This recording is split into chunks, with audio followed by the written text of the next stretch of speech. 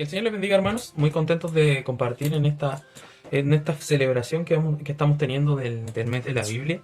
Y bueno, mi nombre es Juan Mondaca. Para los que no me conocen, yo soy de la iglesia de la Compañía aquí en la ciudad de La Serena, del pastor Iván Cepeda.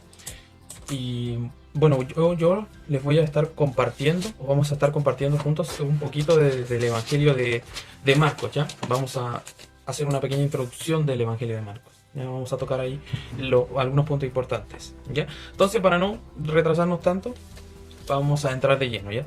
Bueno, el Evangelio de Marcos es uno de los primeros escritos del Nuevo Testamento. No el primero, ya que ese fue Primera de Tesalonicenses, pero sí es el primer evangelio de los cuatro, cronológicamente, que fue escrito. Esto alrededor entre el 60 y 70, ahí hay varias fechas que podríamos decir, pero no hay como tanta certeza, ¿ya? Pero entre esos años se fue escrito esto en Roma, ¿ya? Bueno, el autor es Juan Marcos, o Marcos. Juan era el nombre judío que llevaba este joven autor, y Marcos era su sobrenombre romano, ¿ya? Marcos, o Juan, como usted prefiera, era de una familia rica, ¿ya? Su madre, que era viuda, era una mujer sumamente importante dentro de la iglesia de Jerusalén. Él también era familiar de Bernabé, ¿ya? Aquel misionero que se nos cuenta en el libro de los Hechos, ¿cierto? Su comienzo también, podemos decir que Marcos no tuvo un comienzo tan auspicioso en el servicio a Dios o en la expansión del reino de Dios, ¿ya? Recordemos que en el capítulo 15 de hecho se nos relata cómo él se había asociado en el primer viaje misionero de Pablo y Bernabé, se había asociado junto a ellos para realizar este viaje, pero estando en Panfilia él decide abandonarlos y dejarlos atrás, ¿ya? Esto por supuesto trajo consecuencias, que Pablo perdió su confianza en él, pero Bernabé, al ser un familiar, él era familiar de Bernabé, lo vuelvo a decir, puede haber sido primo o sobrino, no hay tanta certeza de eso, pero al haber sido familiar de él, Bernabé seguramente le tenía cariño y le tenía mucha confianza, entonces decidió volver a confiar en él. Y bueno, esto trajo, en Hechos 15, 37 y 39 se nos relata que trajo un conflicto no menor entre Pablo y Bernabé, que los llevó a tomar caminos diferentes. De hecho, Pablo, junto a Silas, tomaron camino hacia Sicilia, y Bernabé tomó un barco y navegó hacia Chipre, ¿cierto? Pero luego vemos que el servicio que hizo este hombre fue útil para la expansión del reino, ya que recobró incluso la confianza de Pablo. Y bueno, vemos cómo tuvo cercanía con Bernabé, cómo fue un hijo espiritual de Pedro, así que vemos que su servicio, incluso llegó a escribir un evangelio, valga la redundancia, fue yendo creciendo, ¿cierto? Entonces, en 2 de Timoteo 4:11 se nos dice, como Pablo le pide a Timoteo que le envíe a Marcos para que le ayude, para que le asista en su trabajo, ya que Pablo en aquel tiempo estaba en la cárcel, estaba encarcelado. Entonces vemos estos detalles de nuestro autor. Pero ¿qué argumentos tenemos para atribuirle la autoría a Marcos? Y bueno, lo primero es esta relación cercana que tenía con Pedro, ¿ya? Esta relación de hijo espiritual que tenía con Pedro, así lo declara Pedro.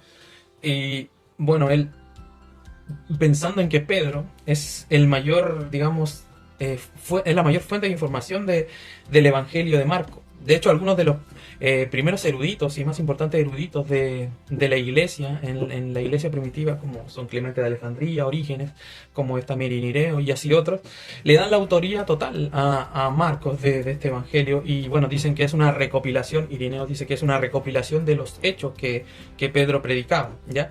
También en Marcos vemos mucho de lo que es la predicación de Pedro, vemos el estilo, vemos la retórica, vemos el lenguaje, la sencillez del lenguaje, vemos la forma en cómo explica los hechos y cómo pone énfasis en la obra de Cristo. Podríamos decir, y se dice por los que son estudiosos, que el Evangelio de Marcos es el Evangelio de Pedro, es casi la autoría de Pedro escrita y casi dictada a Marcos, y Marcos, en el deseo que había en ese tiempo de la iglesia de no solo quedarse con lo que les habían hablado, y no estudiarlo una sola vez, sino de tenerlo ahí, le pidieron a Marcos que lo escribiera, ¿cierto?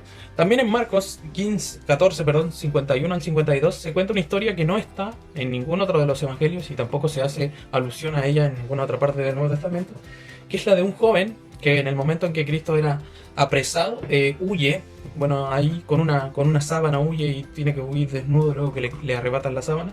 Y aquí los estudiosos dicen que este joven pudo haber sido Marcos, ¿ya? Que pudo haber sido Marcos quien escapó en ese momento. Y por eso estaba ahí escrita, ¿cierto? El Evangelio de Marcos nos muestra a Jesús como siervo, ¿ya? Nos quiere mostrar el servicio que Jesús vino a hacer a Dios mediante su pueblo.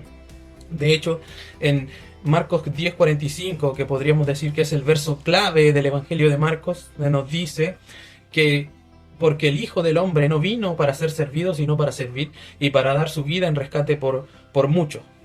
¿Ya? Entonces este evangelio está enfocado a los romanos, que eran un pueblo de acción. Recordemos que eran un pueblo vanguardista tanto en política, en la guerra, en construcción y arquitectura. Eran un pueblo que iban marcando cosas, que iban dejando grabados sus hechos, sus labores, para que otros pueblos los vieran, ¿ya? Entonces Marcos le presenta a este pueblo romano, a estos cristianos romanos, que estaban siendo víctimas de una brutal persecución del imperio, todo esto guiado por Nerón. Les muestra este trabajo, esta victoria que Cristo había tenido sobre la enfermedad, sobre demonios, cómo demonios iban sacados, recordando el Evangelio de Marcos, ahí como nos va mostrando diferentes hechos de esa índole. Entonces nos muestra dos cosas, nos muestra las consecuencias, que son la victoria sobre estas cosas, sobre estas potestades, y que esto traía la conversión de muchos, pero también nos muestra la oposición que se levantó, y la oposición que fue tan dura, que llevó a una persecución tan grande hacia Cristo y sus seguidores, y luego a la muerte en la cruz del Señor, ¿cierto? Por supuesto, todo esto basado en la voluntad del Padre, en que Cristo seguía la voluntad de Dios, para, como lo dice ahí Marcos 10:45, para que muchos, dando su vida por rescate de muchos. Y todo esto ya que Jesucristo venció la muerte. Eso nos dice Marcos también en Marcos 16:19-20, que se los voy a leer, que dice: el Señor, después que les habló, fue recibido arriba en el cielo y se sentó a la diestra de Dios. Y ellos salieron, predicaron en todas partes, ayudando al Señor y confirmando la palabra con las señales que seguían. Amén. Entonces, eso era lo más importante que Marcos les quería recordar, les quería decir: el Señor sufrió igual que ustedes están sufriendo. Y este es su servicio, esto es lo que Él hizo, esto es lo que Él marcó en la vida de personas. Y Él sufrió mucho más de lo que ustedes sufrieron, porque Él fue abandonado aún por el Padre, fue abandonado por sus seguidores, y Él se hizo pecado, que es lo que la Biblia nos enseña. Él se hizo el pecado encarnado, lo tomó el pecado para sí y lo encarnó todo en sí mismo. Entonces, si se comparan con Cristo, Él sufrió mucho más que ustedes. Y Él vino a servirles. Vino a servir a Dios sirviéndole a ustedes. Y lo mismo pasa con nosotros, hermanos. Cristo vivió aún más dolor del que nosotros podemos estar viviendo hoy. Vivió algo mucho peor de lo que podemos estar imaginándonos. Pensando en que nosotros en realidad estamos en un país tranquilo, donde seguir el Evangelio es normal y no hay ningún problema si usted sale y predica en la calle o le habla a alguien. En otros lugares se puede ser llevado a la cárcel o a la muerte.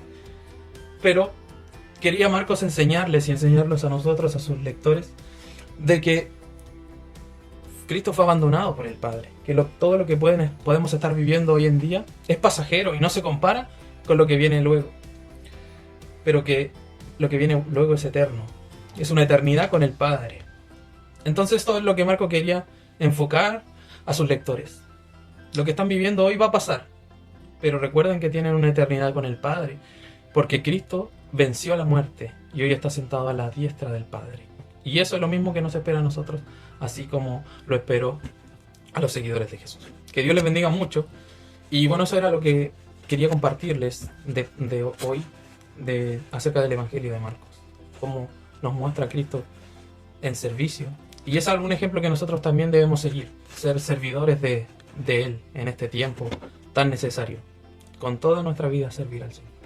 Que el Señor les bendiga mucho y sigamos gozándonos en este tiempo.